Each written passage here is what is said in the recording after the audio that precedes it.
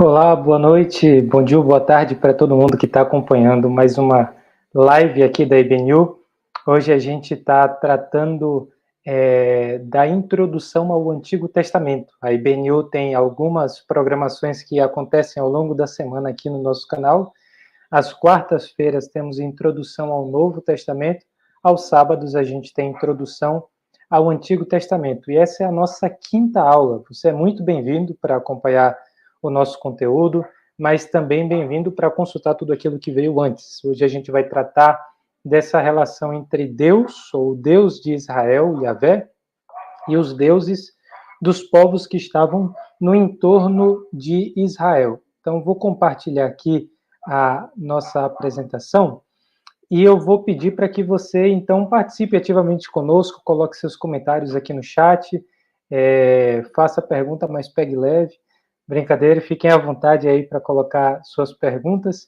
E a gente vai começar retomando alguns conceitos bem importantes das últimas aulas, que é a proposta de, primeiro, ter um curso de introdução ao Antigo Testamento é que você possa abrir o Antigo Testamento e ter as ferramentas, as informações que aproximem você do mundo para o qual esse texto foi escrito. Com certeza, a palavra de Deus ela é atemporal em certo sentido, ou foi escrita para toda a história da redenção, para a geração que recebeu primeiramente para todas as outras, mas originalmente ela foi escrita para um povo que entenderia aquela palavra na cultura em que eles receberam essa palavra. Então, o livro de Gênesis, assim como um dos livros dos profetas, Isaías ou os Salmos, ou qualquer outro livro, tinha em mente o público inicial como sendo o seu público principal, a linguagem, os elementos culturais, e em especial a visão de mundo era próprio daquela geração,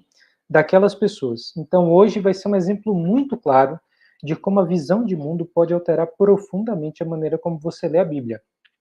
E a gente precisa lembrar, a aula 2 tratou muito bem disso, o ambiente do Antigo Testamento, de que Israel está dentro do Antigo Oriente Próximo. Então, toda a região, a grosso modo, entre o Egito e a Mesopotâmia e os povos que estão imediatamente ao norte de Israel, fazem parte de um contexto cultural, de uma forma de pensar, uma forma de interpretar o mundo que compartilha vários elementos. Isso não quer dizer que qualquer elemento da Bíblia é menos inspirado porque tenha paralelo em outras culturas. Como a gente vai ver hoje, existem paralelos, mas existem diferenças muito claras, não é?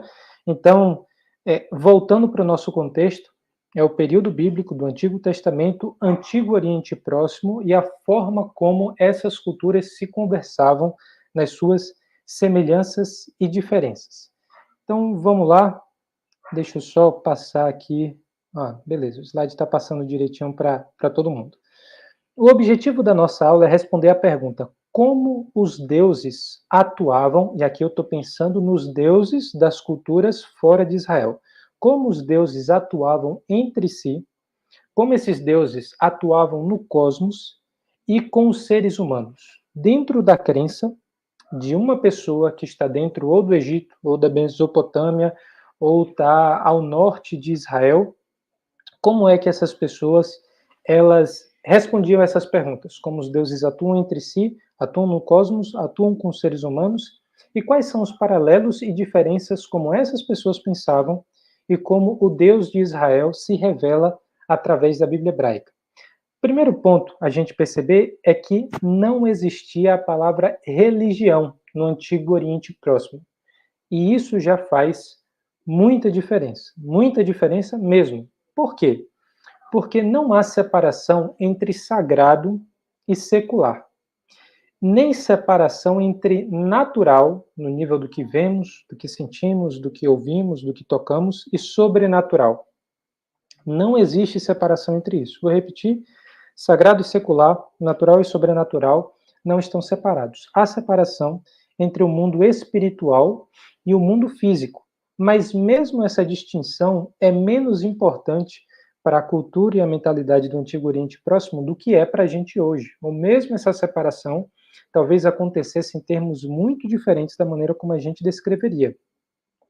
A diferença básica que existia era na esfera celeste, o espaço dos deuses, e a esfera terrestre, o espaço dos seres humanos.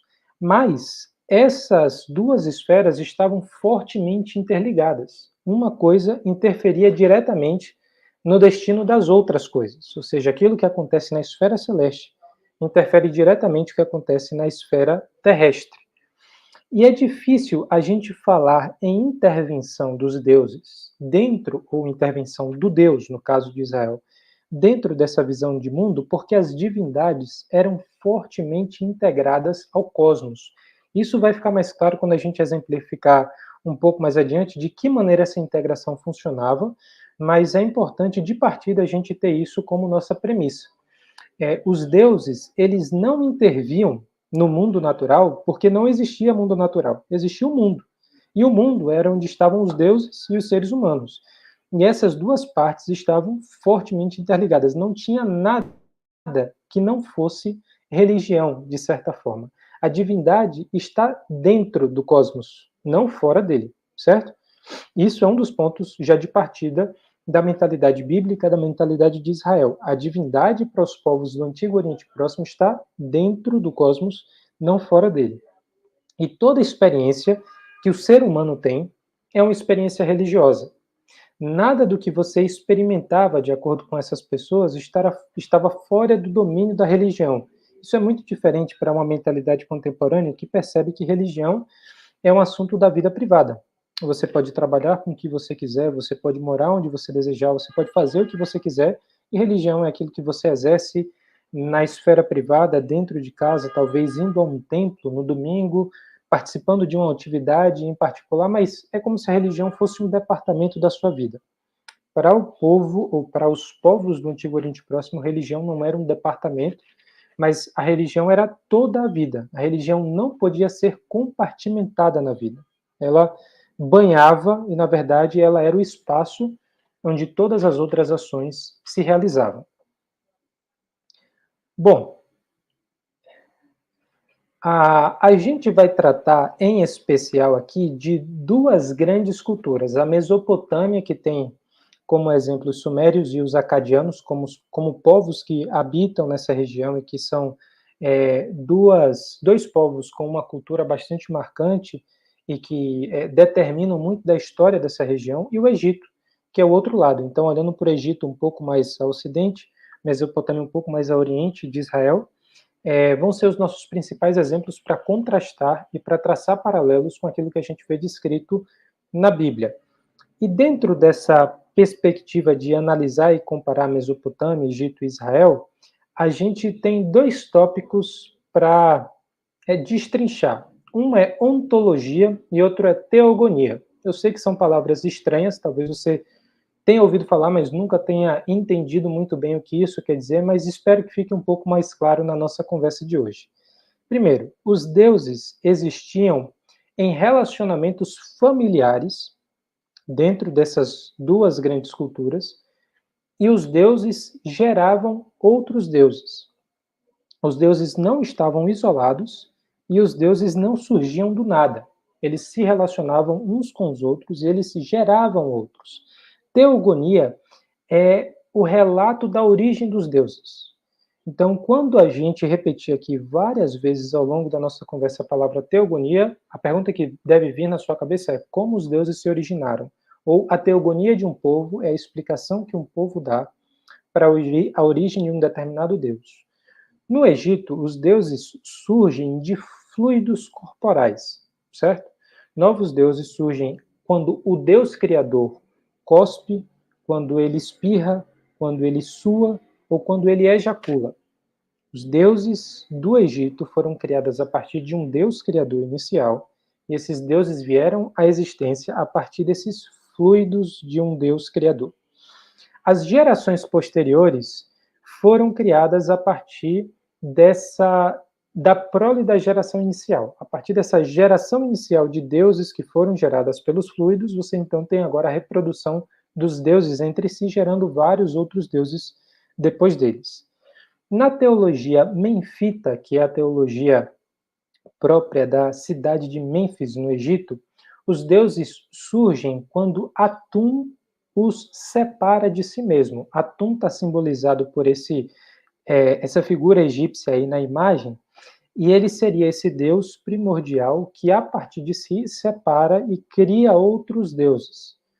Esses primeiros deuses são os deuses cósmicos primeiros. Vai ser importante para o resto da nossa reflexão perceber que existem deuses cósmicos responsáveis por funções a nível universal, por assim dizer, e outros deuses com funções mais particulares, que podem determinar o destino de pessoas ou de regiões numa escala menor.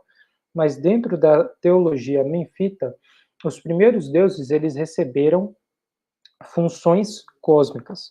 As forças na natureza são manifestações dos atributos dos deuses. Logo no início do universo, existe a coincidência entre o surgimento de um astro, por exemplo, do Sol, e do Deus Sol. Isso aqui eu vou parar um pouco e diminuir até o ritmo para a gente entender com clareza o que quer dizer que as forças da natureza são manifestações dos atributos dos deuses.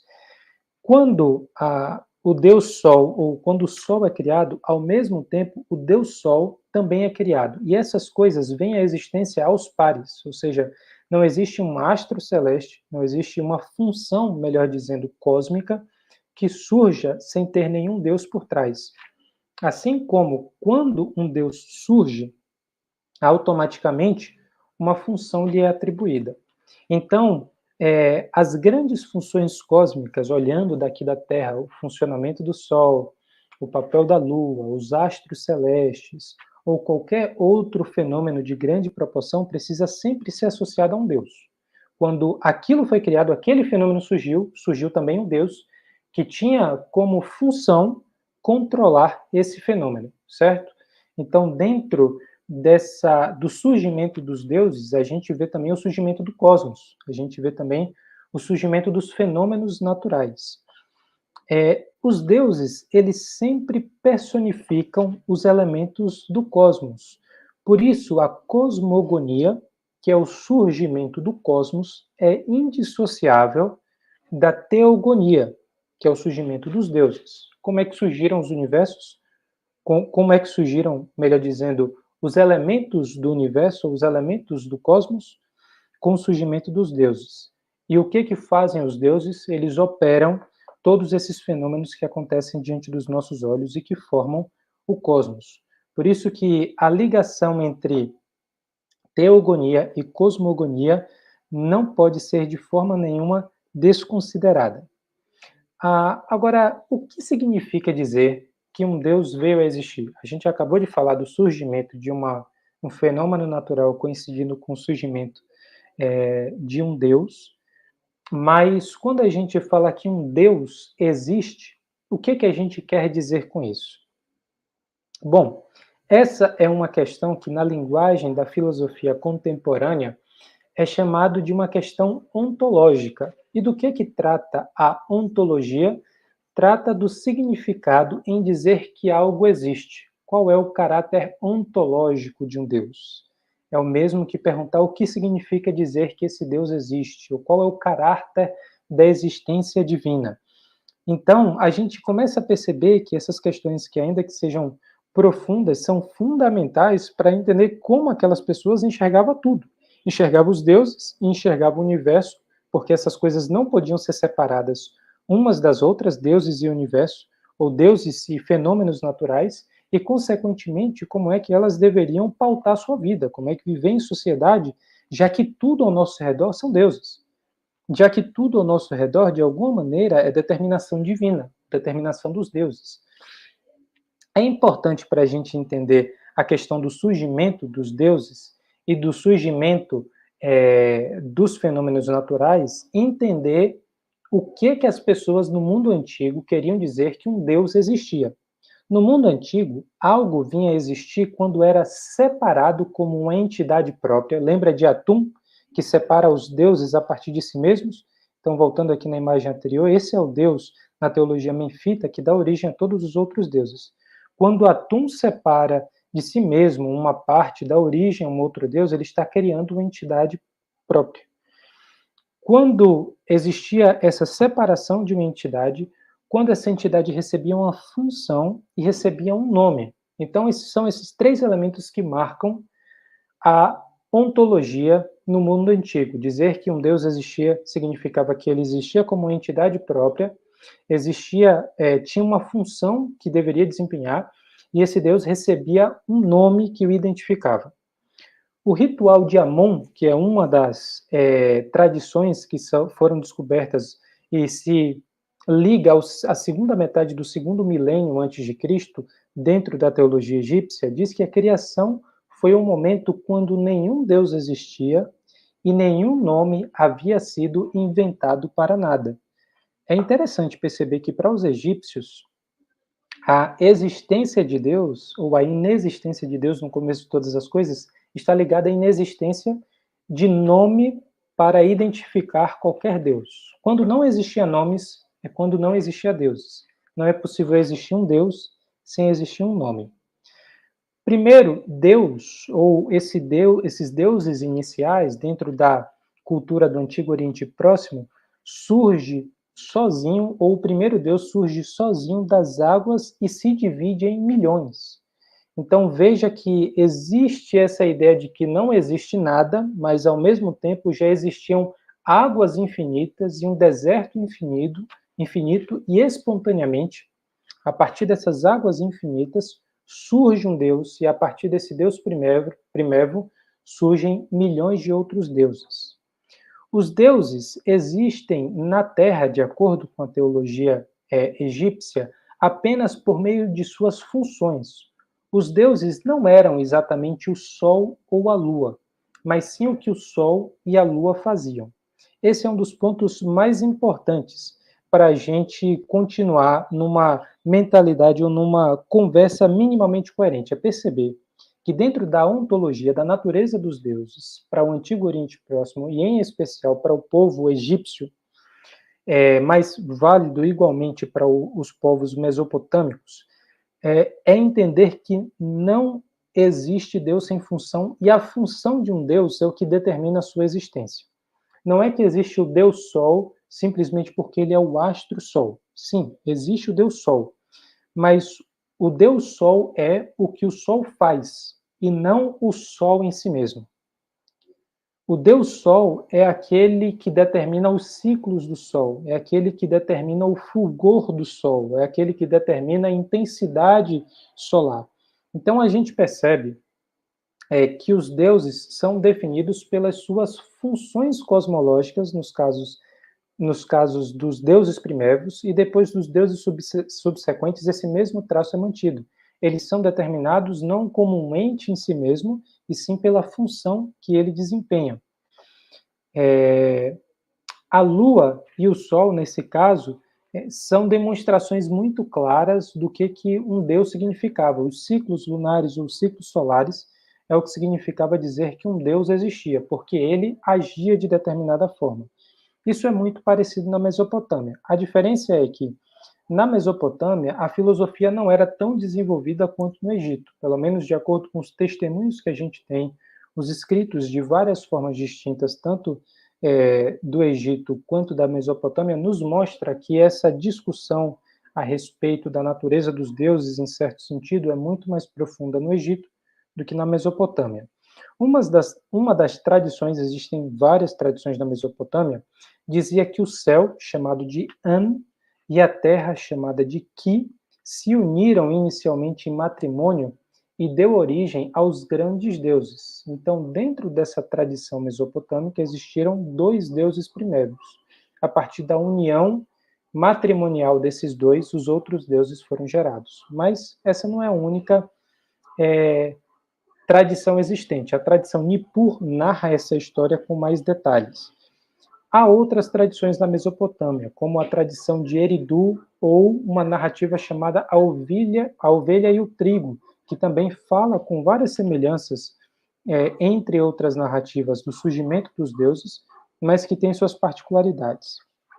O nascimento dos deuses não tem relação com sua existência física ou material, mas sim com suas funções e papéis. Novamente, quando a gente diz que um Deus surgiu, a gente não está querendo dizer que ele recebeu um corpo ou necessariamente que ele tem uma materialidade, mas sim que um Deus surgiu com uma função.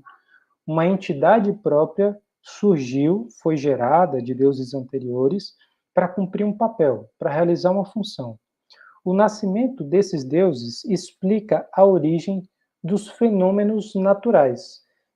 Essa é outra questão que vai ser recorrente na nossa explicação, é perceber que a relação dos deuses está diretamente ligada com o funcionamento de alguma forma minimamente previsível ou imprevisível do cosmos. Tudo o que acontece, seja de recorrente ou de novo na natureza, é de alguma forma a manifestação dos deuses. Então, isso é até um pouco parecido com a forma como o brasileiro pensa. Boa parte da população brasileira, às vezes até independente da religião que ele professa, acredita que existe uma explicação espiritual. O cara ficou doente, nunca é porque ele está com a imunidade baixa, porque ele passou por um choque térmico muito acentuado, e sim simplesmente porque teve algum trabalho que foi feito, existiu a interferência de algum Deus, ele ofendeu as divindades, ou ele ofendeu o próprio Deus, ele fez alguma coisa, tem um pecado que explica a doença dele. Então, nunca a explicação de um fenômeno em boa parte da população brasileira acontece simplesmente por causas naturais e sim por causas espirituais. Muito mais acentuado é a mentalidade do povo do Antigo Oriente Próximo em explicar todos os fenômenos por meio dos deuses. E tirando Israel, a gente está falando só de deuses ou só de culturas politeístas. Todas aquelas culturas que nós tratamos no início, seja a Mesopotâmia, os acadianos, os sumérios, sejam os egípcios, em toda a tradição, falar de Antigo Oriente Próximo significa que a gente está falando de um curto espaço de tempo e nem de uma geografia muito pequena. Então, o próprio desenvolvimento desses povos mostram diferenças ao longo do tempo também.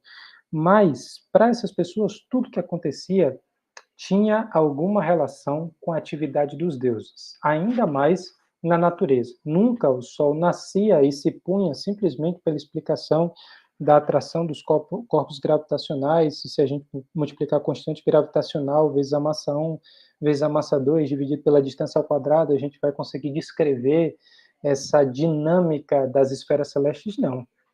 O Sol, ele nasce e se põe da forma que o faz, porque tem um Deus que determina a trajetória e que está operando todos os dias para que a coisa aconteça da coisa que acontece. Os ventos, o mar, a chuva, tudo isso, de alguma forma, funciona da forma que funciona, porque um Deus foi criado para fazer funcionar aquele fenômeno, para administrar aquela porção da realidade, né? Bom, é muito interessante perceber que não há, na Mesopotâmia, muita discussão ontológica, discussão do ser. Apenas apresenta a origem dos deuses por meio da procriação, em especial por meio da procriação, e em seguida vai falar das funções desses deuses. Então, essa discussão do ser, como era o Deus em si mesmo, qual era a natureza intrínseca do Deus XYZ, do Deus como a gente citou aqui, An, ou do Deus Ki, isso não acontece dentro da literatura mesopotâmica. Eles não estão preocupados em definir o ser divino. Eles estão preocupados em saber qual é o nome, ele existe como um Deus diferente dos outros deuses, e ele tem uma função em especial. A conclusão, então, que a gente chega, tanto aplicável para as culturas mesopotâmicas quanto para a cultura egípcia, é que os deuses vieram a existir por vários mecanismos, mas principalmente pela procriação. Essa existência é definida por nome e função ou jurisdição, e essa jurisdição podia ser cósmica, terrestre ou cultural. Vamos lá, vamos explicar um pouquinho o que a gente quer dizer por jurisdição. Pode ser que um Deus não tivesse uma função cósmica que impactasse o universo todo, mas ele tinha domínio sobre alguns fenômenos ou sobre o destino de alguns povos ou de um povo em uma determinada região. Então, a jurisdição de um Deus poderia ser uma grande porção de terra ou poderia ser uma cultura. Um povo em especial tinha como o seu Deus principal o Deus X. Isso não excluía que essas pessoas pudessem, de alguma forma, ter outros deuses. O politeísmo, como a gente falou, era a regra. Mas existia também essa perspectiva de que existe um Deus do nosso povo, existe um Deus cuja jurisdição é a nossa cultura. Então, guardem bem esses três elementos. Os deuses são gerados principalmente pela procriação, eles têm um nome que os identificam e, de até certa forma, identificam também seu caráter, e eles têm uma função que surgiu juntamente ou no momento da sua criação, e ele tem uma jurisdição. Pode ser cósmica, pode ser terrestre ou pode ser cultural. A gente colocou a imagem aqui no slide do rei Shamash Adad V, reverenciando divindades mesopotâmicas. Eu vou tentar, eu acho que não dá para eu aumentar aqui, eu não consigo aumentar, dar zoom, mas na parte superior esquerda da imagem vocês veem 5 símbolos. Cada um desses símbolos é uma divindade, e uma dessas divindades é o deus An, que é o deus do céu, que a gente citou inicialmente, que era um dos deuses primeiros. Então é mais para exemplificar como é que isso poderia funcionar para a mente das pessoas. Bom, a gente falou bastante dos egípcios, mesopotâmicos, de outras culturas, mas e em Israel? Como é que funcionava essa questão da ontologia, da questão do ser divino e da teogonia, do surgimento de Deus? Existem semelhanças e existem diferenças de Yahvé em relação à forma como os povos do Antigo Oriente Próximo pensavam a ontologia, a cosmogonia, o surgimento do cosmos, e a teogonia, o surgimento de Deus, no caso do monoteísmo, ou dos deuses, no caso do politeísmo. Qual é a maior diferença? A maior diferença é que não há teogonia em Israel. Não existe uma história do surgimento de Yahvé.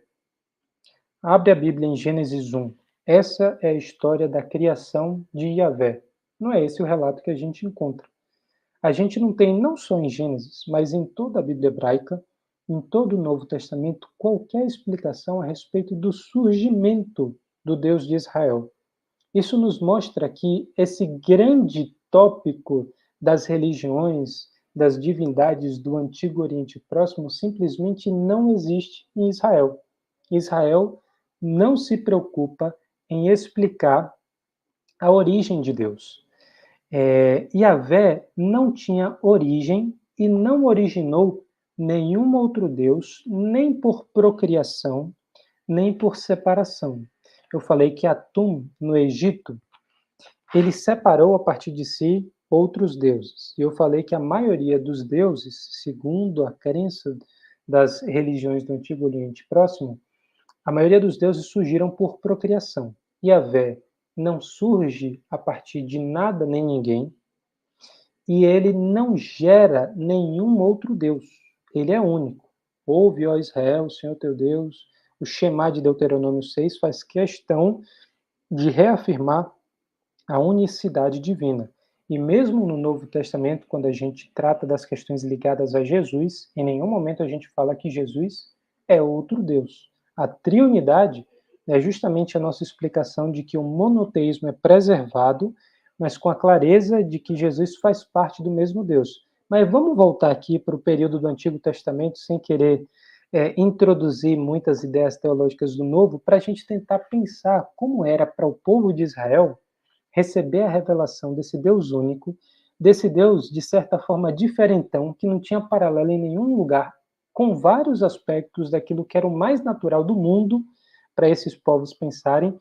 Simon falou isso na aula 2, mas retomando aqui, vocês lembram que Abraão veio de Ur, e Ur estava nessa região mesopotâmica, então tudo isso que eu estou falando aqui sobre as religiões mesopotâmicas, e em paralelo com as religiões egípcias, era a mentalidade de Abraão, com certeza era a mentalidade na casa de Labão, era a mentalidade que Jacó, de alguma forma, herdou ou de alguma forma teve contato, e esse processo de se relacionar com Deus foi um processo muito longo, em muitos momentos doloroso, aparentemente não só para o povo de Israel, mas para o próprio Deus, que se doa e se entrega para aquele povo e recebe idolatria de volta em vários momentos da história, justamente porque essas pessoas pensavam com essa cabeça. As pessoas pensavam que o universo e os deuses funcionavam desse jeito. Então, o Yahvé é diferente. Ele não foi criado e ele não cria nenhuma outra divindade. A outra coisa é que o cosmos não é a mesma coisa que os atributos divinos. A gente fala, de acordo com o Salmo 19 e também com outras e também com outras passagens bíblicas, como Atos 17, que Paulo também está discussando no Areópago, que os céus manifestam a glória de Deus. Isso é uma coisa. Mas a gente não quer dizer que o céu, de alguma forma, é o próprio Deus. Ou que o Deus, Yahvé, não existe dissociado do céu. Não. Os céus, os astros celestes e toda a grandeza da criação, de alguma forma, nos mostram o que Deus é capaz de fazer e o que Deus efetivamente fez. Mas Deus não está vinculado diretamente ao universo numa relação de dependência. Deus existe antes do universo e Deus existe de forma autônoma. Ele independe do universo para que ele possa continuar tendo os atributos que tem. Como a gente falou, nas mentalidades mesopotâmicas, egípcias e do Antigo Oriente Próximo como um todo, a relação entre o Deus e a função não pode ser quebrada. Deus é aquilo que ele faz. Deus Sol é aquilo que o Sol, de acordo com a nossa percepção, faz. Então, não seria possível pensar num Deus que não estivesse dependente da sua função cósmica. O cosmos não é a mesma coisa que os atributos divinos, certo? Deus pode ter criado coisas que não são do nosso conhecimento e nem por isso ele está de alguma forma restrito à criação daquilo que nós vemos e percebemos. Consequentemente, o cosmos não se origina no momento em que Deus é criado ou gerado. Isso é bem distinto da percepção das outras culturas. Deus Yahvé, o Deus de Israel, não surge ao mesmo tempo que o cosmos surge. Yahvé é quem cria o cosmos. Yahvé é quem traz à existência todas as coisas. Isso permanece no judaísmo e no cristianismo contemporâneos. Deus é eternamente existente. Não teve início, não terá fim. Então, perceba que não existe teogonia em Israel, não existe uma história do surgimento de Yahvé, de Deus, justamente porque não teve início, porque Yahvé sempre existiu. Há algumas semelhanças nessa questão ontológica, na discussão do que significa dizer que Deus existe.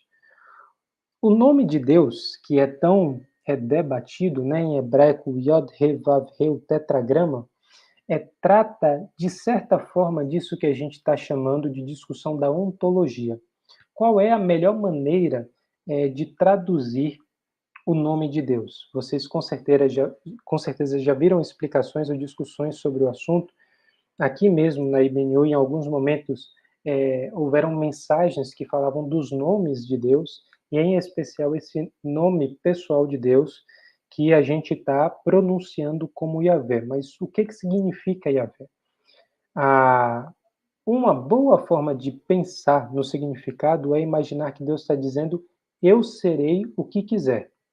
É uma forma de Deus jogar com os tempos verbais do hebraico para dizer que ele não pode ser contido, nem no tempo, nem no espaço, nem nas expectativas do povo que estava pedindo, no caso inicialmente Moisés, pedindo dele um nome que o identificasse, e a identificação tinha a ver também com a função, ou com a capacidade, ou com o caráter de Deus. Então Deus está guardando para si essa autodeterminação. Qual é o nome do Senhor? Eu serei o que quiser ser.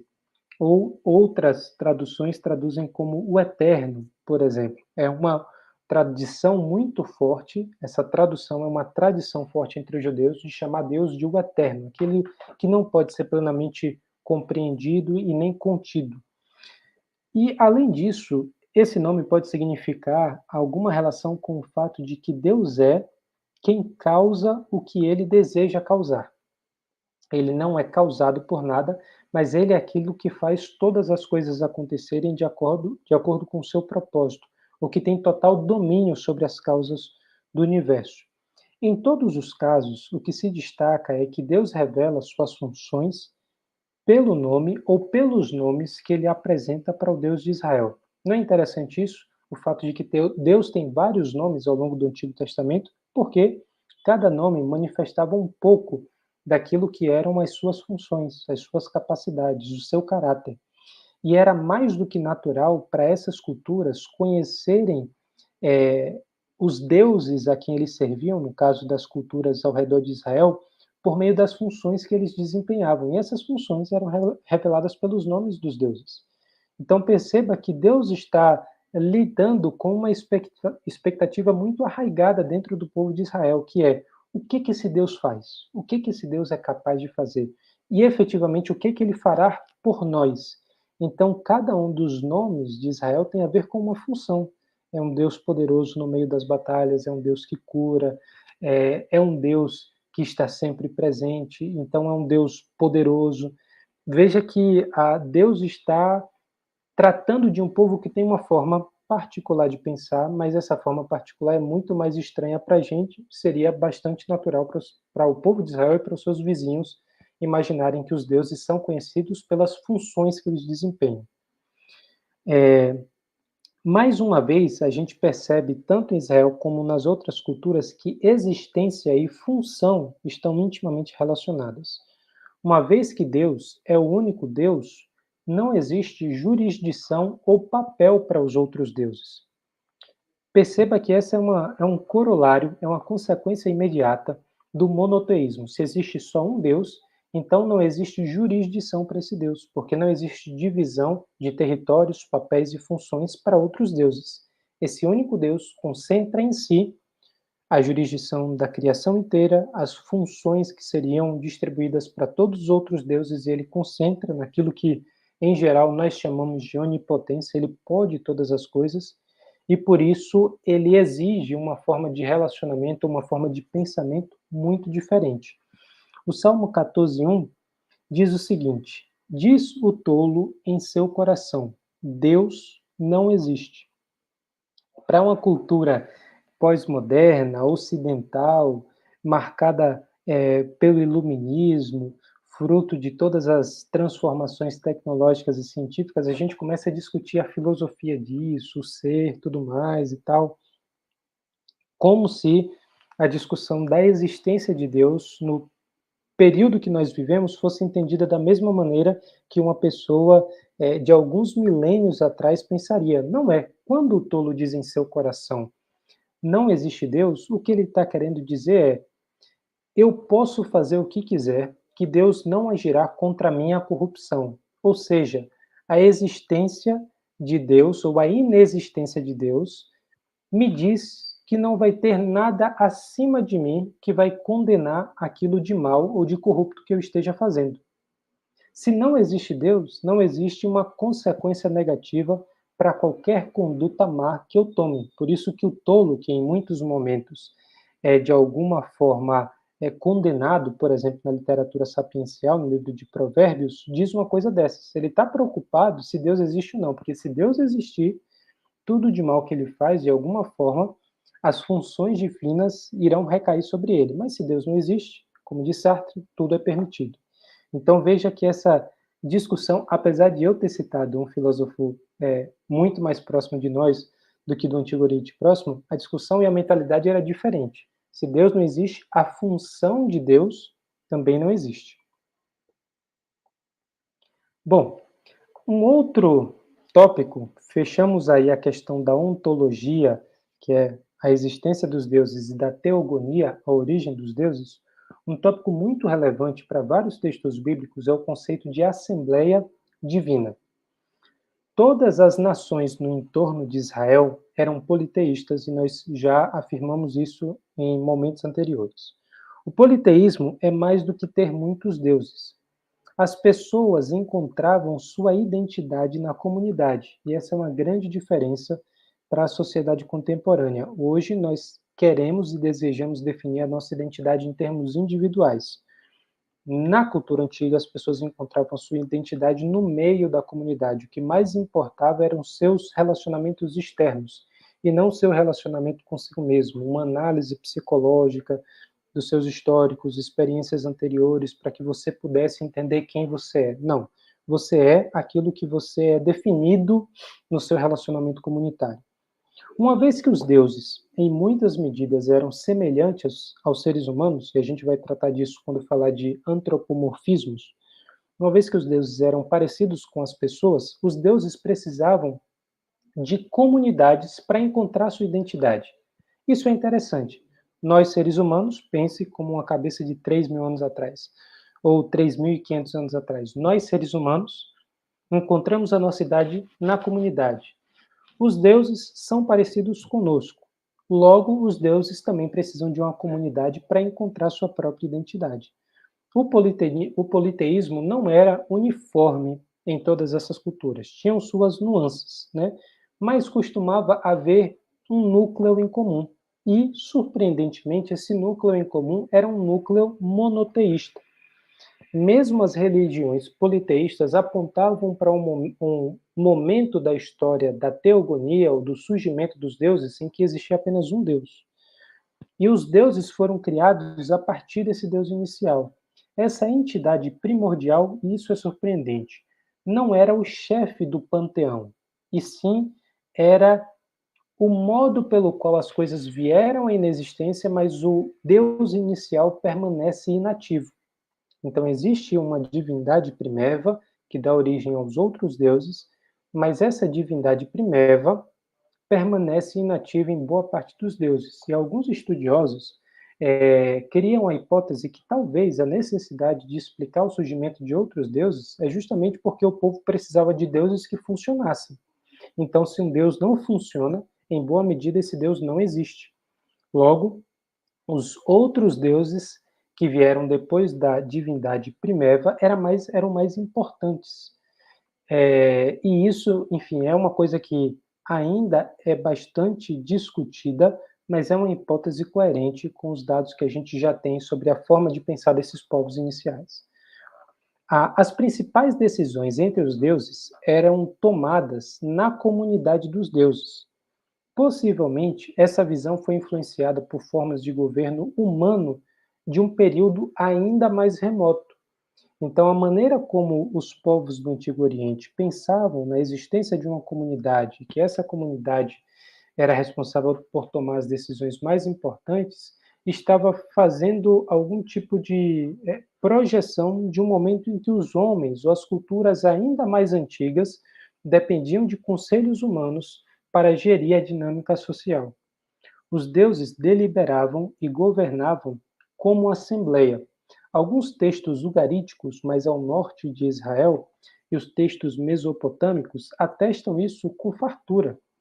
A visão do Egito é um pouco diferente dessa literatura ugarítica e mesopotâmica, porque a visão do Egito é que os seus deuses operavam de modo mais individualista. Então, como a gente apontou, há nuances aqui. Nem todo politeísmo pensa da mesma maneira a respeito dos seus deuses. Mas no Egito a gente já vê uma dinâmica um pouco mais individualista na relação entre deuses, e nesses outros lugares uma relação mais conciliar, né? Não há dentro do Egito uma visão de assembleia, e sim de que há um rei dos deuses e uma hierarquia entre eles.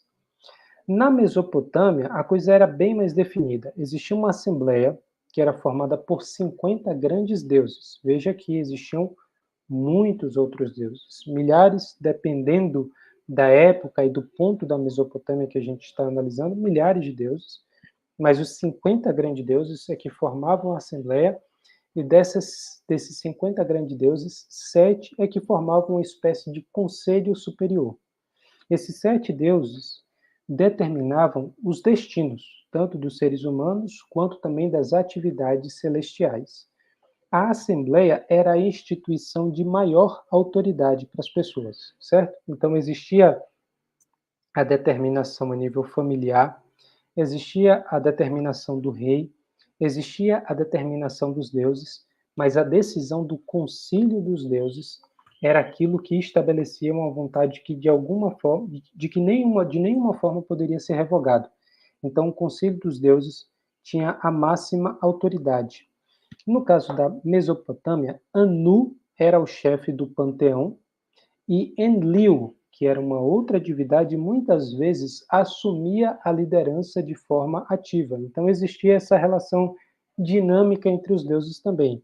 Aqui a gente tem na nossa imagem o selo que representa um homem que se apresenta justamente num concílio divino na Babilônia antiga, representando essa ideia de que os deuses se reuniam em concílios. No segundo milênio, essa chefia que eu falei de Anu e Enlil muda, porque o panteão passa a ser governado por Marduk. Já na Assíria, ele passa a ser liderado por Ashur. Na literatura ugarítica, o chefe do panteão é El, E-L. A El, no caso da literatura ugarítica, tem um maior domínio sobre os outros deuses do que a gente vê nessa relação conciliar e bem mais difundida em termos de poder que está presente na Mesopotâmia. Bom, o papel da Assembleia variava um pouco de cultura para cultura. E aí a gente trouxe uma lista para exemplificar o tipo de decisão que essa Assembleia podia tomar e efetivamente o que eles tomaram na história daquilo que é as narrativas religiosas desses povos. Isso aqui é um exemplo de literatura mesopotâmica e nos mostra um padrão bem claro que pode ser transposto em várias medidas para outras culturas. Por exemplo, no debate Os Dois Insetos, a Assembleia cria o céu e a terra e os vários animais e lhes atribui as respectivas funções. Então veja que céu e terra são criados por decisão do conselho, segundo essa narrativa. B. A Assembleia é convocada para decidir casos judiciais humanos ou divinos. C. Na epopeia de Gilgamesh, dos exemplos mais importantes para entender o funcionamento da cosmovisão mesopotâmica antiga é justamente a epopeia de Gilgamesh. A decisão de enviar o dilúvio é tomada no concílio, em Atrahasis. Essa decisão e as tentativas anteriores de limitar a população humana surgiram de debates na Assembleia. Dessa forma, o destino da humanidade é considerado assunto da Assembleia. D. A Assembleia concede a realeza tanto na esfera divina quanto na humana, em que a realeza é atribuída e também a realeza é atribuída às cidades e não apenas às pessoas. Isso é interessante. Não apenas uma pessoa poderia ser o rei, mas uma cidade poderia ser considerada real por decisão do concílio. De modo parecido, nos lamentos por cidades, a decisão de retirar a realeza e decretar o destino delas é decisão do concílio. Então veja que o concílio tem poder de criar céu e terra, de julgar casos relativos aos seres humanos e aos próprios deuses, de causar catástrofes como um dilúvio e causar destruição dos seres humanos, de eleger pessoas, cidades como realeza e também de retirar esse privilégio das pessoas e das cidades. O papel da Assembleia Divina era muito, muito importante para essas culturas. Agora, a questão é, existe algo paralelo? Confesso que até fiquei um pouco surpreso quando eu estudei essa questão a respeito de Yahvé, conhecia um pouco dessa ideia de concílio dos deuses em outras religiões, mas existe algum paralelo na Bíblia com essa ideia de um concílio divino, de uma assembleia divina? Yahvé é a autoridade única como responsável por desempenhar as funções associadas à divindade. E a gente já falou isso. Aquilo que no politeísmo é distribuído em várias divindades, no caso de Israel, é completamente concentrado em Yahvé. Então, Yahvé é a autoridade única responsável por desempenhar as funções divinas. Mas, na verdade, para complementar isso, em Isaías 40:14, insiste que em Yahvé não precisa consultar ninguém. Mas isso não significa que o concílio desapareceu. O fato de que Yahvé tem autoridade máxima e exclusiva, de que ele não necessita de ninguém, não quer dizer que Yahvé não tem concílio ou assembleia nenhuma. Concílio, no caso da Bíblia e de Yahvé, já não é composto de deuses. Yahvé não faz parte de um concílio com vários outros deuses. Mas existe um concílio de Yahvé cujos membros têm a função de executar as decisões do concílio. Em vez de receber alguma autoridade ou jurisdição real, os membros do concílio têm como principal função executar a determinação daquilo que Deus define no concílio. No entanto, o concílio de Yahvé trata dos mesmos tipos de tarefas e deliberações que os outros concílios, como a gente acabou de ler na lista anterior, teriam como responsabilidade.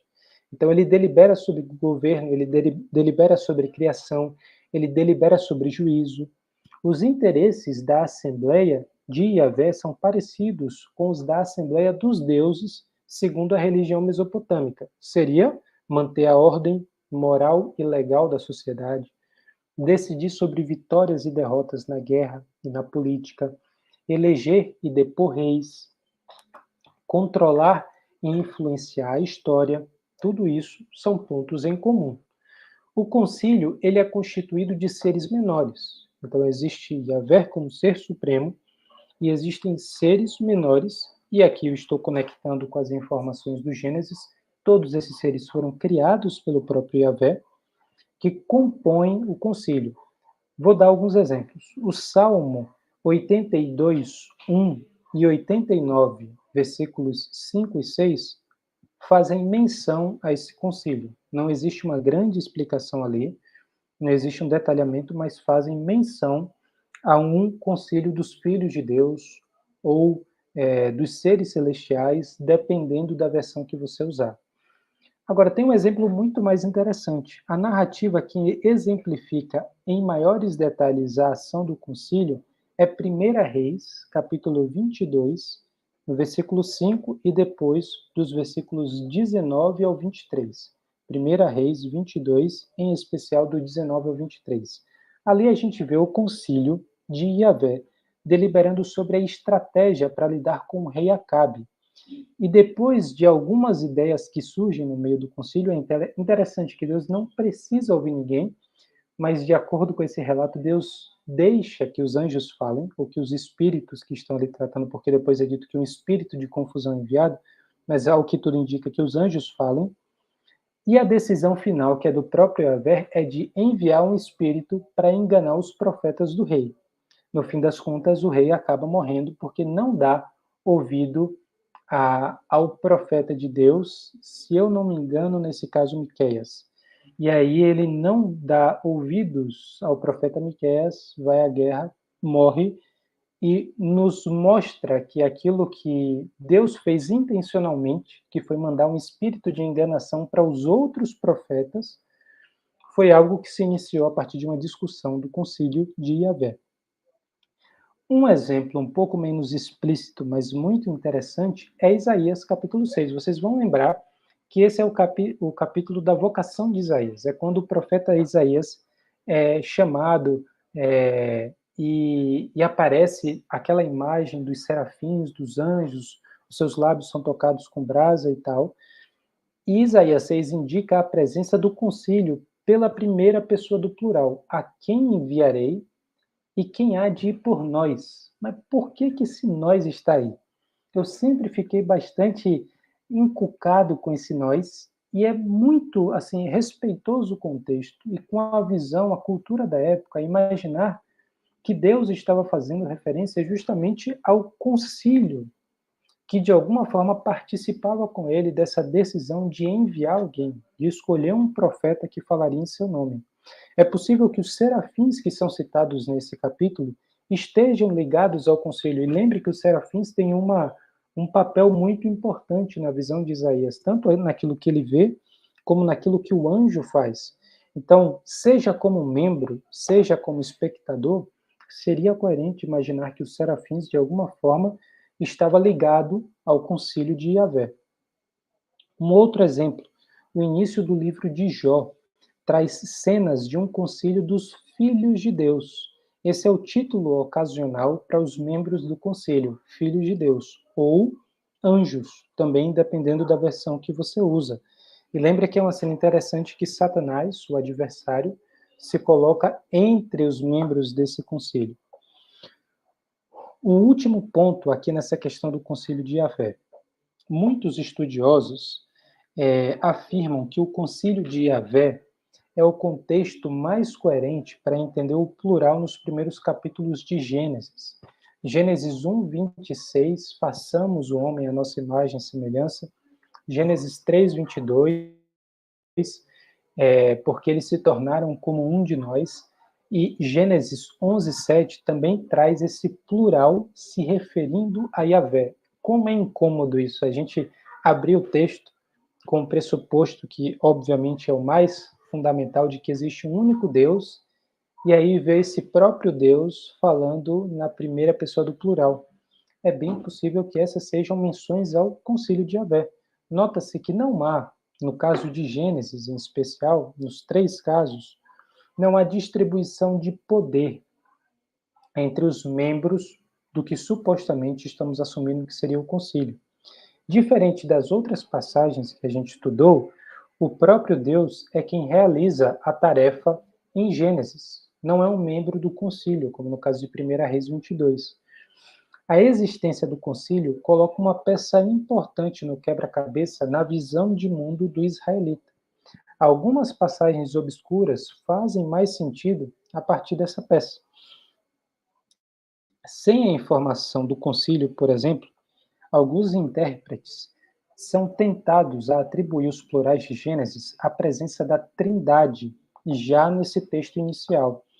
Ainda que eles concordassem, mesmo esses intérpretes, ser improvável que o público original enxergasse o caso de Gênesis dessa maneira. É como se fosse uma menção à Trindade, mas que está codificada. O povo de Israel não poderia saber da Trindade naquele momento, mas já era Trindade. E aí depois, com a revelação progressiva, chegando no Novo Testamento, a gente entende que aquilo era o Deus Trino criando todas as coisas. Alguns intérpretes ainda continuam a acreditar que essa é a melhor interpretação de Gênesis. É uma possibilidade.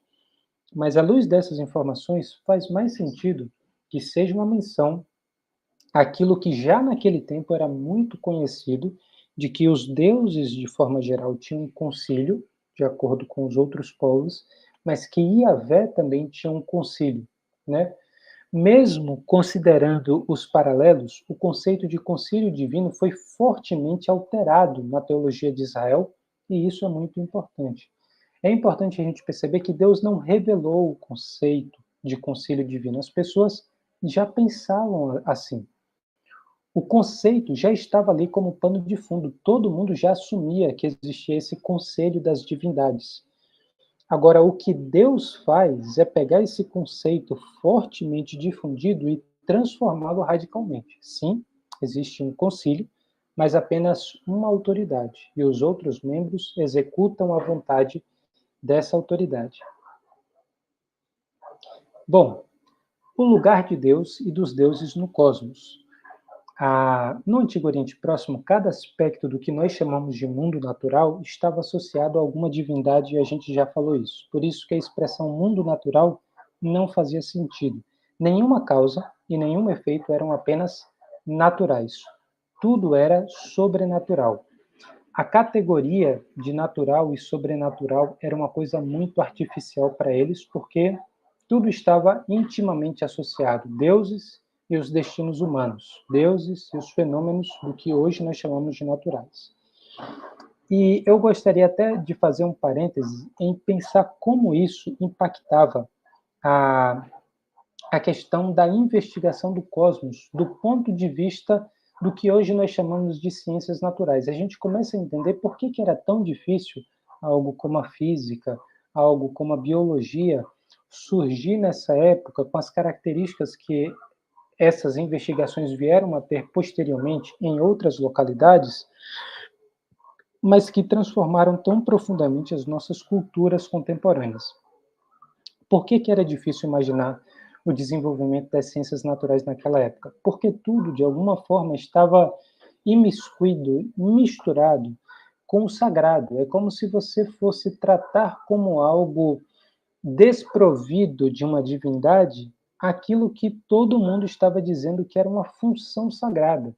Estudar o Sol não era simplesmente estudar um astro celeste, era estudar um Deus, era estudar as funções de uma divindade. Então, é muito difícil quando tudo é de alguma forma ponto de reverência, mas não de investigação, porque a investigação poderia ser irreverente até certa medida. Já pensou colocar um Deus debaixo do microscópio? Tudo isso é uma barreira mental, uma barreira cultural, uma barreira de cosmovisão, uma barreira cosmológica para o desenvolvimento desse pensamento.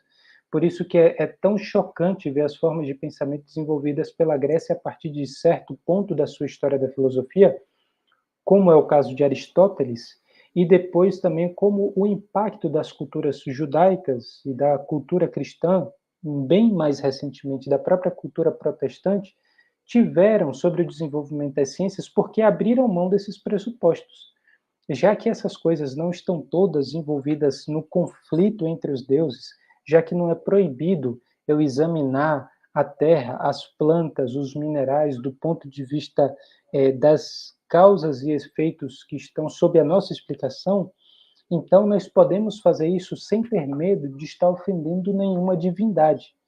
E houve um grande desenvolvimento, um grande progresso na compreensão do cosmos, de, do ponto de vista da explicação das suas causas e dos seus efeitos, sem apelar a uma constante intervenção divina, a partir desse pressuposto. Claro que esse rompimento gerou outros problemas, mas isso é conversa para outras aulas, para outros tópicos. Mas só esse parêntese, como essa visão de mundo ela é muito conflitante com a maneira como hoje nós pensamos ciências naturais, né? Bom, voltando aqui para a questão do lugar das divindades. Cada divindade cósmica tinha algum nível definido de jurisdição. Os deuses relacionados ao Sol estavam ativos nele e por meio do Sol, mas eles não criaram o Sol. A existência tem mais a ver com a função e com o papel. Sol e Deus Sol operam juntos e seus papéis coincidem. O Deus Sol é criador num sentido diferente. O Sol e o Deus Sol são criados ao mesmo tempo. Um não funciona, um não existe sem o outro. Por isso que função e existência estão tão conectados aqui. E é também por isso que a origem do cosmos e dos deuses acontece ao mesmo tempo. O Deus Sol controla o Sol, mas não tem uma existência separada dele. O Sol é a manifestação do Deus e a expressão dos seus atributos. Por isso, a origem e o funcionamento do Sol, cosmogonia e cosmologia, são categorias inseparáveis. Os deuses estão dentro do cosmos e por isso eles estão limitados a algumas características do cosmos. Vocês estão notando que eu estou correndo um pouco mais porque o nosso tempo está acabando.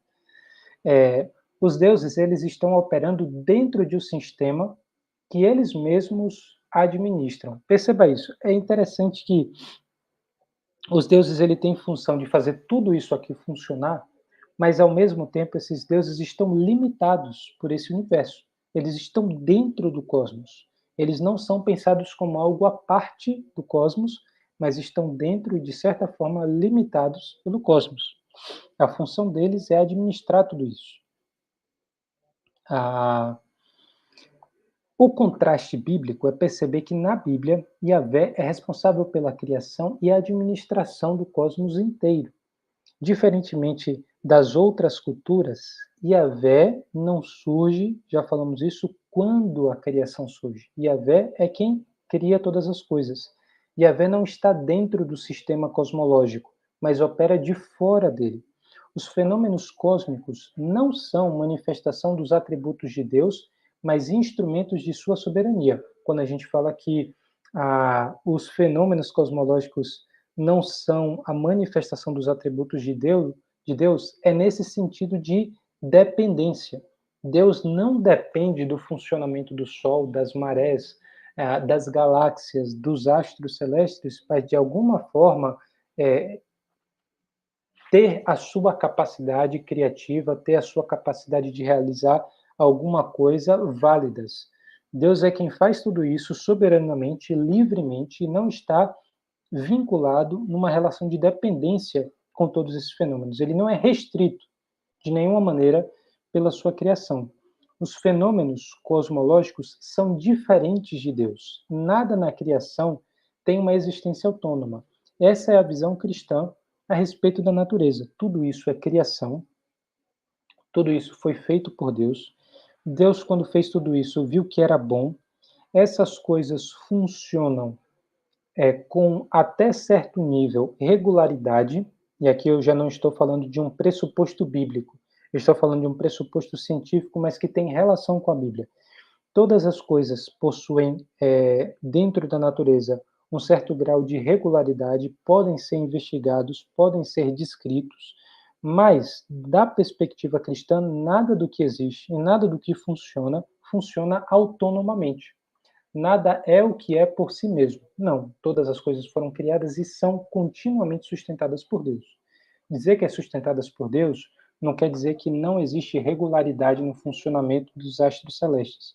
Não quer dizer que a gente não pode prever o comportamento pela lei da gravitação. Sim, a gente pode prever, mas dizer que a lei da gravitação opera não exclui o fato de que as coisas funcionam da maneira que funcionam, porque Deus criou e sustenta o universo dessa maneira. Essa é a perspectiva cristã. E aí uma frase do John Walton, vou até mostrar aqui, ó, esse livro é a principal referência para a nossa aula de hoje, recomendo fortemente. O Pensamento do Antigo Oriente Próximo e o Antigo Testamento, John Walton, Vida Nova. Tá? Quem quiser tirar um print, fica à vontade. Excelente fonte para pensar essas questões. O que ele diz? A maior distinção da teologia de Israel em relação às culturas divinas é que na Bíblia a natureza é impessoal e a esfera do poder supremo é pessoal, ocupada apenas por Yahvé.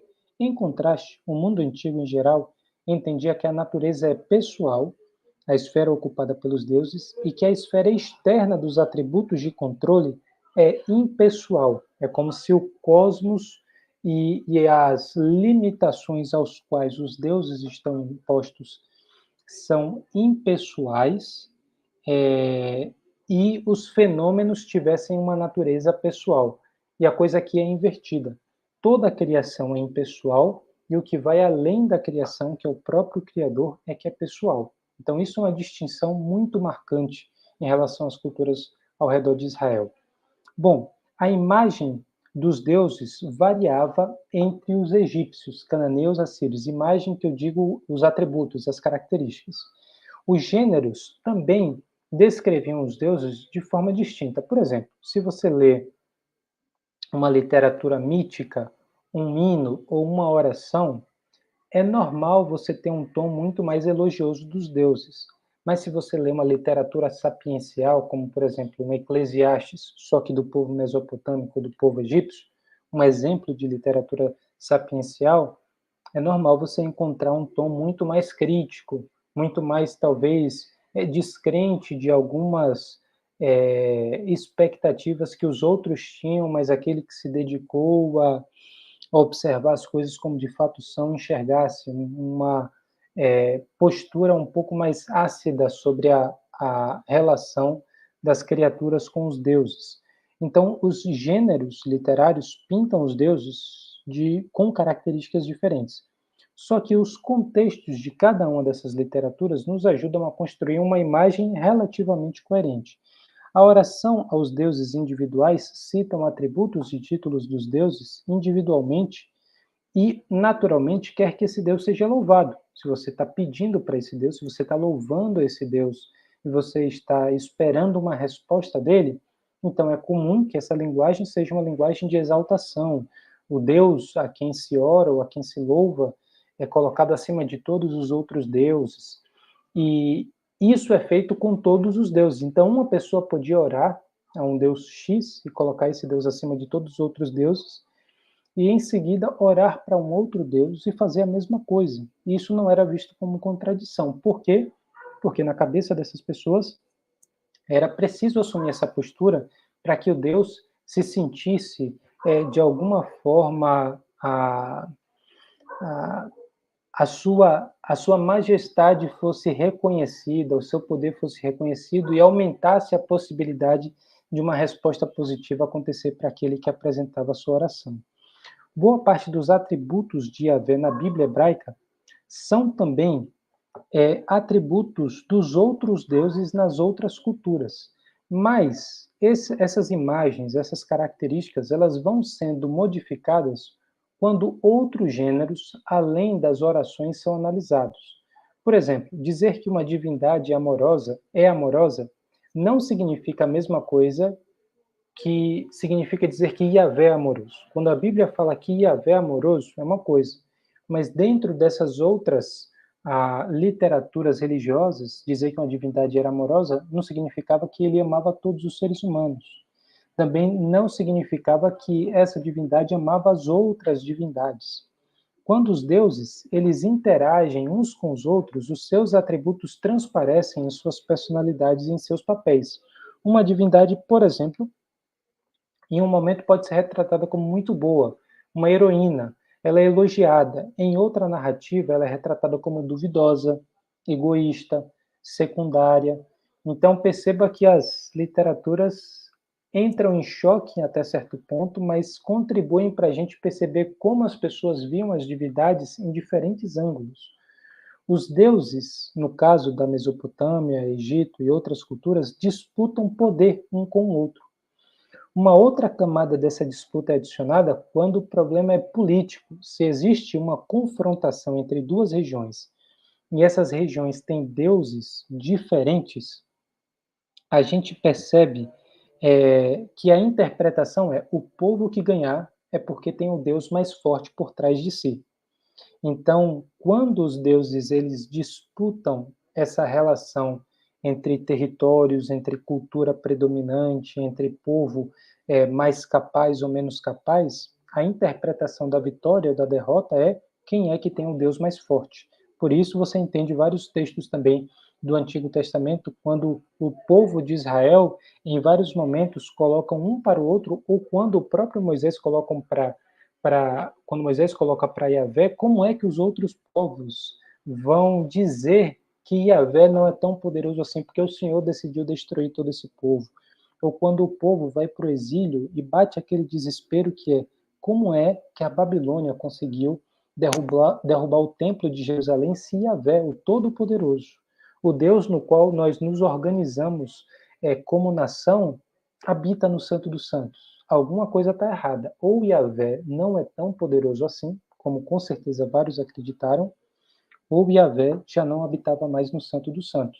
Mas a questão é que essa interpretação de o Deus que dá a vitória na guerra e o Deus que confronta o outro Deus era a base da explicação das vitórias militares e das disputas e conquistas das diferentes nações que tinham constantemente que lidar com essa realidade de guerra. Bom, algumas características divinas. Antropomorfismo. Na religião pagã, os deuses nascem e são amamentados, crescem até a idade adulta, buscam a satisfação de seus apetites e emoções, lutam por prestígio, lutam por poder e supremacia e entregam-se ao sexo e estão sujeitos ao fracasso, derrota e morte. É uma visão de divindade completamente diferente de Yahvé.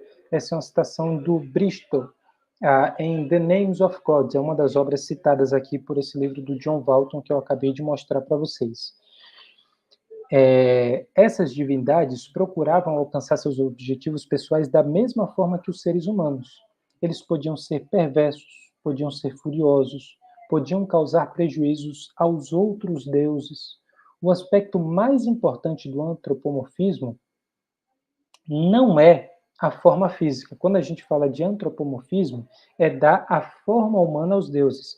Mas a forma aqui não é uma questão basicamente de semelhança na sua imagem, e sim uma questão de personalidade, uma questão de caráter. Muito mais importante é perceber que os deuses não eram melhores que os seres humanos, mas basicamente mais fortes. Os deuses são muito parecidos conosco não porque têm as mesmas capacidades, mas sim porque são mais fortes. Mas eles têm os mesmos problemas, as mesmas falhas, os mesmos métodos que os seres humanos. Um erro comum é achar, já partindo para o próximo tópico, que os deuses estavam definidos em territórios, estavam definitivamente restritos em um território. Quando a gente fala de um deus geográfico, um deus tribal, um deus territorial, vem na nossa cabeça a ideia de que esse Deus não podia sair de um território e tinha autoridade apenas ali. Não é essa a ideia. Os deuses, eles se estabeleciam na mentalidade do Antigo Oriente, se estabeleciam em algumas áreas, porque ali é onde os seus templos estavam. E onde os seus templos estavam, as necessidades dos deuses eram atendidas. Mas isso não significava que ele precisava ficar restrito àquela localidade. O maior fundamento dos imperialismos sempre foi o fato de que os deuses podiam expandir seus territórios a partir do local onde eles haviam inicialmente se estabelecido.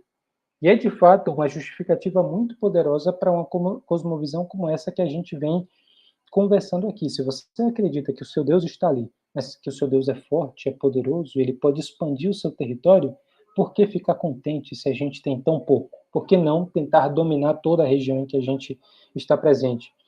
A ideia, então, é de uma justificativa de um Deus poderoso que está presente em uma região, mas que pode lhe render autoridade sobre um território muito maior. A outra coisa é, os deuses, como a gente já tratou, nascem e dão à luz. Uma consequência imediata disso é, os deuses são sexualmente ativos. Esse traço domina a literatura. É importante a gente perceber que isso não é uma questão secundária. Boa parte da história dos deuses é uma história dos seus envolvimentos românticos e sexuais, da procriação dos deuses e por aí vai. Isso mostra como esse antropomorfismo se introduz profundamente na mitologia antiga. Entender os deuses nesse aspecto semelhante aos seres humanos nos mostra que essa é uma perspectiva sobre a realidade celeste, a realidade dos deuses muito diferente daquilo que acontecia em Israel. E outras duas questões é, os deuses eram falíveis e os deuses eram emotivos. Nem tudo que os deuses se pretendiam fazer, eles conseguiam fazer. E a outra coisa é, os deuses tinham suas instabilidades emocionais. De um certo, em um certo aspecto, isso é fácil de comparar com Yahvé, porque Yahvé também tem alegria, Yahvé também demonstra aprovação, orgulho, prazer do seu povo quando há obediência e tudo mais, mas Yahvé é um Deus ciumento. Yahvé é um Deus que exige um comportamento, Yahvé é um Deus que derrama ira. Então a gente percebe que Yahvé tem emoções. Mas esses deuses, essa emotividade que a gente está falando, significa que os deuses podiam ter medo, significa que os deuses podiam ter frustração, significa que os deuses poderiam ter outras características que são muito mais, dentro da mentalidade bíblica, próprias dos seres humanos do que do próprio Yahvé. E por último, a gente traz essa comparação com as características de Yahvé. Será que Israel era diferente de seus vizinhos e pensava sobre a natureza da divindade de forma distinta?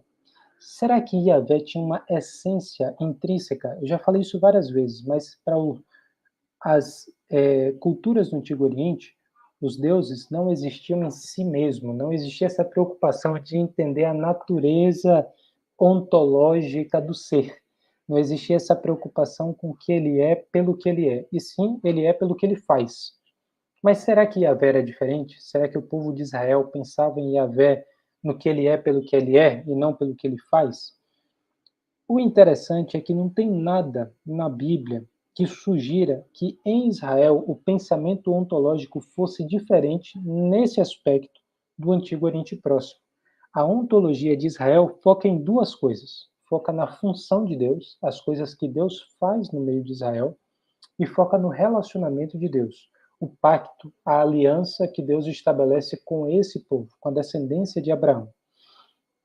Então, o fato de Deus ter se revelado a Israel e espera que ele se relacione, que Israel se relacione com Yahvé, com base no que o próprio Yahvé fez, no que Yahvé revelou do seu caráter, tem consequências muito profundas nesse povo. O povo encontra a sua identidade justamente pelo fato de que ele é separado por Yahvé e eles reconhecem que eles passaram a se tornar parte da esfera social de Yahvé. Tudo o que acontece em Israel precisa ser feito de acordo com a jurisdição de Yahvé. Questão que eles acreditavam e nós acreditamos que Yahvé é o Deus que tem jurisdição sobre a criação inteira. Então a gente percebe uma grande transição de mentalidade. Apesar de ser paralelo, não existe uma reflexão ontológica como a gente tem hoje, e sim na relação de função e aliança, mas eles possuem essa percepção de serem separados de forma muito particular. O que Yahvé tinha que os outros deuses não tinham? Yahvé tinha atributos do monoteísmo e de um relacionamento formal. A ideia de ter ciúme de outros deuses, ciúme de que só Israel podia adorar apenas e exclusivamente a Yahvé e não a outros deuses, era muito estranho para as outras culturas.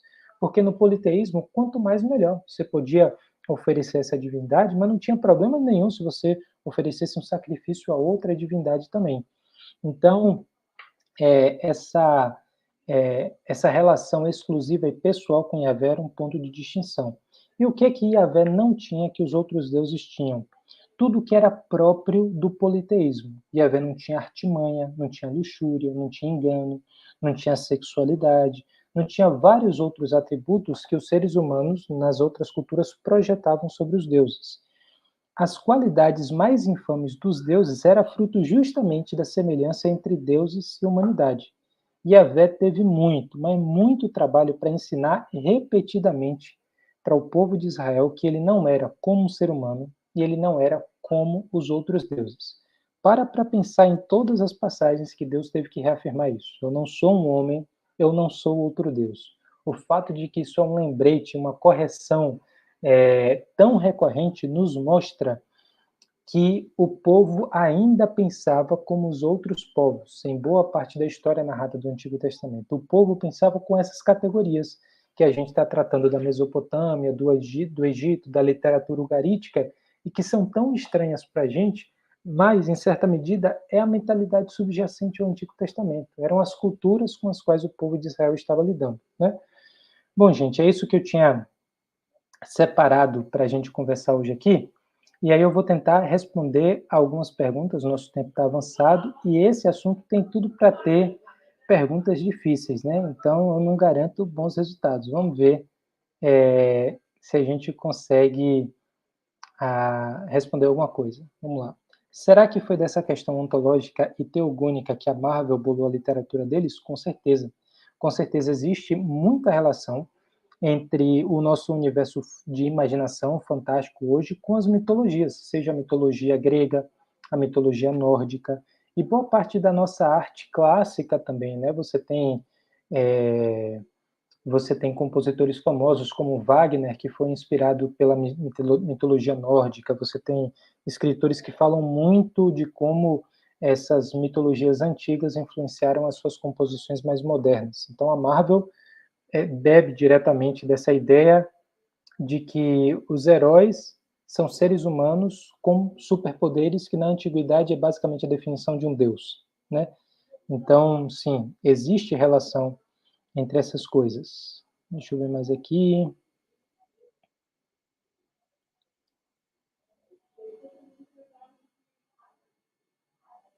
Boa pergunta. O pensamento dos israelitas em relação aos outros deuses dos outros povos eram também reais, mas esse pensamento mudou após o cativeiro babilônico?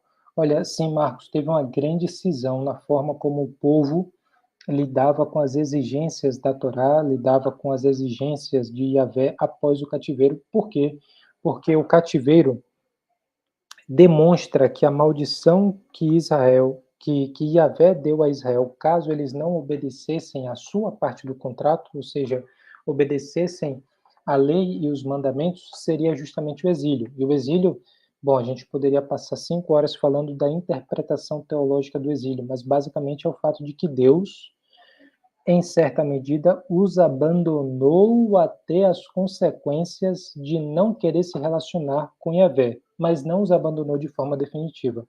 Os oráculos de condenação, mesmo quando antes do exílio para a Babilônia, mostrava que Deus faria vir um povo cruel e terrível que os derrotaria, mas Deus não abandonaria o seu filho.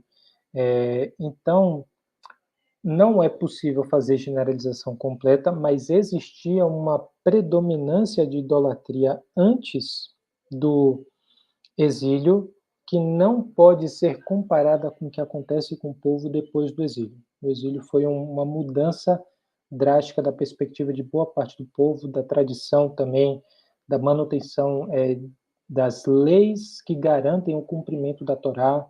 Outras tradições surgiram a partir do exílio para garantir que o povo cumprisse os 613 mandamentos. Então, a gente pode afirmar que o cativeiro mudou um pouco a maneira como o povo de Israel via os deuses das culturas ao seu redor. Baal era que tipo de deus? Era um desses deuses vistos com essas características todas que a gente acabou de colocar, Betânia. Era humano ou figura? Bom, a ideia não é que ele era humano, era um deus com funções grandiosas dessa coordenação cósmica. Ele tinha várias características humanas, como todas as divindades da época, mas não era pensado simplesmente como imagem ou como humano. Era uma entidade própria, como a gente colocou no começo da aula. Os deuses precisavam ser uma entidade própria, ter uma função e um nome. Então, Baal, no mínimo, tinha todas essas características aí.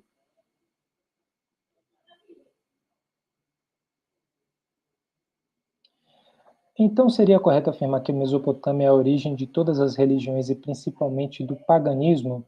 Olha, não necessariamente, Roberto. A gente nem tratou tanto das questões cronológicas aqui, de saber o que veio primeiro, com certeza. A gente está tratando da Mesopotâmia, da região de onde Abraão veio, então haviam várias culturas anteriores à cultura abraâmica, mas dizer que a Mesopotâmia é a origem de todas as religiões, com base naquilo que a gente tratou hoje, não é possível afirmar. Agora, se isso é verdade por outros dados e outros elementos que a gente não trouxe aqui, eu não sei afirmar. É sempre uma das regiões mais antigas que nós estudamos quando se trata das culturas e das religiões. Isso sim, a gente pode associar como sendo um dos berços das civilizações antigas mais importantes. Mas pontuar que é o mais antigo, eu de fato não consigo afirmar isso. Talvez existam outros dados que nos permitam tirar essa dúvida. Perguntaram sobre PDF, a gente não tem um PDF disso, mas eu indico esse livro que eu mostrei no meio da aula e repito aqui, O Pensamento do Antigo Oriente Próximo e o Antigo Testamento, do John Walton. Esse, aliás, é um excelente estudioso, tem o Panorama do Antigo Testamento também pela Vida Nova. Existe um livro que eu acho que é a Teologia Bíblica do Antigo Testamento pela Loyola. Existe um Mundo Perdido de Adão e Eva dele pela Thomas Nelson, se eu não estiver enganado, ou é pela Ultimato, não sei agora, mas o que tiver desse autor, tenho visto que ele é bastante fundamentado nos estudos do Antigo Testamento.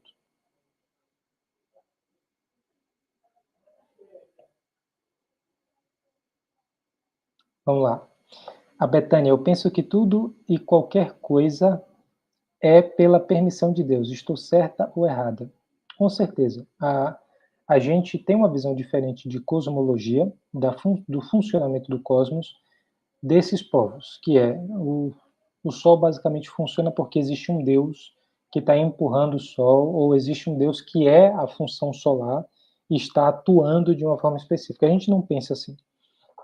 Enquanto cristão, a gente acredita que Deus dotou o universo de uma certa regularidade que pode ser explicada por aquilo que a gente chama de leis naturais, que na verdade é a descrição da regularidade dos fenômenos naturais.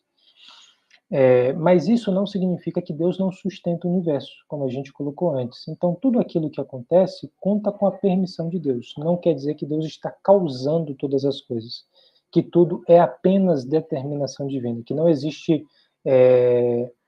existe autodeterminação em nenhum nível pelos seres humanos. Não, a gente acredita nisso, que existe liberdade, mas a gente acredita que também tudo acontece debaixo da soberania de Deus. Nada escapa ao seu propósito para a história e para os indivíduos, e Deus interage com todas essas escolhas individuais, com o funcionamento do cosmos, mesmo que isso nos pareça inexplicável em vários momentos, e Deus nos garante que o próprio Yahvé, o próprio Deus, o próprio Senhor Jesus não pode ser completamente compreendido por nós. Daí a importância do nome de Deus reservar para si mesmo essa autodeterminação.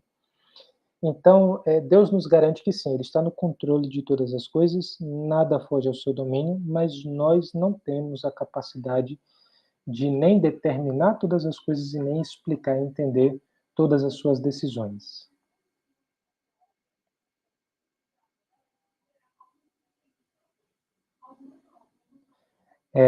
Bom, quando a libertação dos israelitas da escravidão no Egito, cada praga enviada por Deus era uma afronta ao politeísmo que havia na cultura egípcia, essa é uma das interpretações que tem bastante, assim, tem bastante base teológica para se defender de que, de fato, os elementos que estavam sendo afrontados pelo próprio Yahvé em relação à disputa que estava tendo com o faraó eram elementos dotados de valor teológico, né? Então, o sol e a escuridão, em último caso, os próprios primogênitos, a morte do filho de Faraó, a morte do representante de Deus na terra que herdaria o trono, que herdaria o controle da grande civilização egípcia, tinha sim uma implicação teológica e uma implicação de confrontação entre os deuses muito direta. Mas é importante perceber que isso não era um capítulo singular da história do Antigo Oriente Próximo. Todas as guerras eram interpretadas assim. Todas as vezes que os povos de divindades diferentes se enfrentavam, a pergunta é: o Deus de quem vai fazer ganhar? O Deus de quem vai conquistar a vitória? Então é importante a gente perceber que sim, a história das 10 pragas, a história do exílio envolve esse elemento, mas isso atravessa várias outras histórias também, né?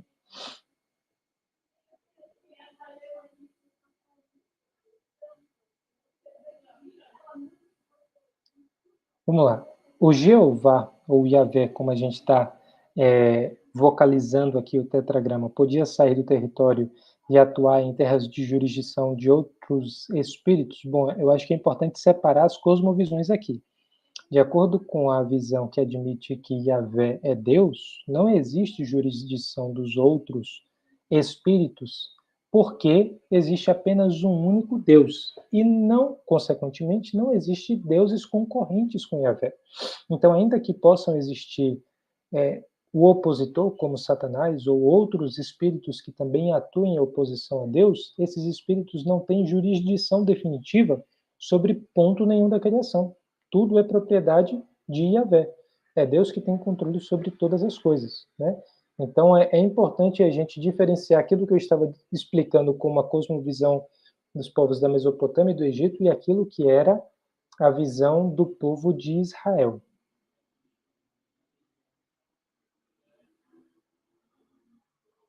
Bom, gente, a gente tem várias perguntas aqui, mas infelizmente eu não vou conseguir me estender muito mais. E eu peço que vocês aproveitem algumas dessas perguntas para tentar na próxima aula continuar esse papo, se possível conectar com o próximo tópico que a gente vai ter, porque nós vamos continuar a nossa aula aqui de Introdução ao Antigo Testamento. Passou um pouco da metade agora, nós teremos até o final desse mês de março esse curso de Introdução ao Antigo, e na quarta-feira, Introdução ao Novo Testamento. Então, muito obrigado para quem acompanhou até o final. Peço que vocês, de fato, continuem sintonizados com o nosso canal, que vocês assinem o canal aqui da IBNU no YouTube, que vocês compartilhem esse conteúdo. Acredito que pode, sim, abençoar e ajudar muitas outras pessoas. E muito obrigado pela interação, né? Boa parte, nada do que eu faço aqui teria sentido se não tivessem vocês aí. Então, valeu mesmo pela atenção de vocês. Acompanhe amanhã a celebração online da IBNU, aqui no canal do YouTube, e a gente também tem a celebração presencial para quem está aqui em São Paulo. A gente, mais uma vez, agradece e deseja uma boa semana. Um abraço a todos. Fiquem com Deus.